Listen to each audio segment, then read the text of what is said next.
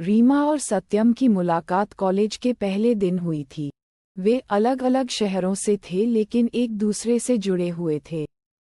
रीमा ग्वालियर की रहने वाली थी और सत्यम आगरा का रहने वाला था। उस दिन परिसर छात्रों से भरा हुआ था और वे दोनों एक ही कक्षा में थे। जब वे मिले तो सत्यम की हंसी और रीमा की मासूमियत के कारण वे एक दूसरे की ओर आकर्षित हो गए। शुरुआत में वे सिर्फ सहपाठी और दोस्त थे, लेकिन जैसे जैसे उन्होंने एक साथ अधिक समय बिताया, वे करीब आते गए। उन्होंने एक साथ कई परियोजनाओं पर काम किया, कैफेटेरिया में घंटों बातें की और एक दूसरे के लिए कुछ खास महसूस करने लगे। सत्यम की मुस्कुराहट ने रीमा को खुश कर दिया और रीमा की हंसी ने सत्यम को उसके करीब होने का एहसास कराया। आखिरकार उनकी दोस्ती कुछ और होने लगी। एक दिन सत्यम ने रीमा को अपने साथ एक पुराने किले में चलने के लिए कहा, जहां वे एक दूसरे को बेहतर तरीके से जानने के लिए कुछ समय बिता सकते थे। रीमा और सत्यम एक साथ किले पर गए और बहुत अच्छा समय बिताया। सत्यम ने रीमा से पूछा कि उसे उसके साथ समय बिताना अच्छा लगता है, तो रीमा ने जवाब दिया और बोली कि मुझे तुम्हारे साथ समय गुजारने में बहुत अच्छा लगता है। रीमा और सत्यम कॉलेज के पहले दिन दोस्त बन गए। वे अलग अलग शहरों से थे, लेकिन उनकी आंखों में एक जुड़ाव था। उस दिन कॉलेज परिसर बहुत सारे छात्रों से व्यस्त था। वे एक ही कक्षा में थे और जब वे मिले तो सत्यम की हंसी और रीमा के मधुर व्यक्तित्व के कारण वे एक दूसरे की ओर आकर्षित हो गए। पहले वे सिर्फ सहपाठी और दोस्त थे जो पढ़ाई और बातचीत में समय बिताते थे, लेकिन जैसे जैसे समय बीतता गया, वे और भी करीब आते गए। उन्होंने एक साथ परियोजनाओं पर काम किया, पुस्तकालय में घूमे और चाय पर गहरी बातचीत की, जिससे उन्हें उत्साहित और खुशी महसूस हुई। सत्यम और रीमा वास्तव में एक दूसरे को पसंद करते थे और सिर्फ दोस्त से कहीं ज्यादा बन रहे थे। एक दिन सत्यम ने रीमा को अपने साथ एक पुराने किले पर चलने के लिए कहा। किला एक पहाड़ी पर था जहां से शहर का शानदार दृश्य दिखाई देता था। सत्यम एक दूसरे को बेहतर तरीके से जानने के लिए रीमा के साथ समय बिताने आया करते थे।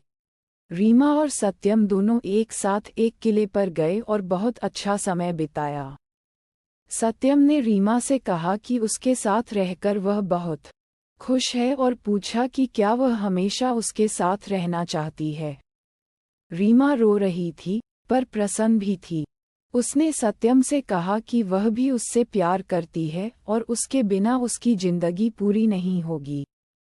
सत्यम और रीमा कॉलेज में अपनी प्रेम कहानी के लिए प्रसिद्ध थे। उन्हें एक आदर्श जोड़ी के रूप में देखा जाता था, क्योंकि वे एक दूसरे का समर्थन करते थे और साथ काम करते थे। कॉलेज के बाद उन्होंने एक साथ व्यवसाय शुरू करने का फैसला किया। सत्यम आगरा के एक अमीर परिवार से था, जबकि रीमा एक छोटे शहर से थी। सत्यम के माता-पिता अपनी अलग अलग पृष्ठभूमि के कारण पहले रीमा को स्वीकार करने को लेकर अनिश्चित था। हालांकि सत्यम ने उन्हें समझाया कि प्यार किसी भी चीज से ज्यादा महत्वपूर्ण है। अंत में सत्यम के माता-पिता ने रीमा को स्वीकार कर लिया और अपने परिवार में उसका स्वागत किया, क्योंकि उन्होंने देखा कि सत्यम और रीमा आपस बहुत प्यार करते हैं। शादी का दिन एक बड़ी फैंसी पार्टी जैसा था। वहां सुंदर सजावट थी, बहुत सारे लोग थे और हर कोई खुश था और आनंद ले रहा था। सत्यम और रीमा सबसे ज्यादा खुश थे, क्योंकि वे एक दूसरे से सच्चा प्यार करते थे। उनकी प्रेम कहानी इतनी खास थी कि शहर में हर कोई इसके बारे में बात कर रहा था। इससे पता चला कि प्यार किसी भी चीज पर काबू पा सकता है। शादी के बाद सत्यम और रीमा दोनों ने अपनी नौकरी बहुत अच्छी तरह की। सत्यम को एक बड़ी कंपनी में बढ़िया नौकरी मिल गई और रीमा ने अपनी खुद की डिजाइन कंपनी शुरू की। उन्होंने एक साथ चुनौतियों का सामना किया और एक दूसरे के प्रति उनका प्यार बढ़ता गया। यहाँ तक कि जब वे काम और परिवार में व्यस्त थे, तब भी वे हमेशा एक दूसरे के लिए समय निकालते थे। जब भी सत्यम थका हुआ घर आता तो रीमा हमेशा उसके लिए चाय बनाती और सबसे पहले उसे अपने नए डिज़ाइन दिखाती। उन्होंने एक दूसरे का समर्थन किया और उनका प्यार कभी कम नहीं हुआ। बाद उन्होंने एक साथ व्यवसाय शुरू करने का फैसला किया। सत्यम और रीमा ने एक छोटी सी कंपनी शुरू की और कड़ी मेहनत से कंपनी अच्छी तरह चलने लगी और उन दोनों की मेहनत सफल हो गई। एक दिन सत्यम और रीमा ने एक विशेष उत्सव मनाया। यह उनकी 5वीं शादी की सालगिरह थी, इसलिए सत्यम ने रीमा से उनके कॉलेज के पास पुराने किले में सालगिरह मनाए। इस बार किला और भी खूबसूरत लग रहा था।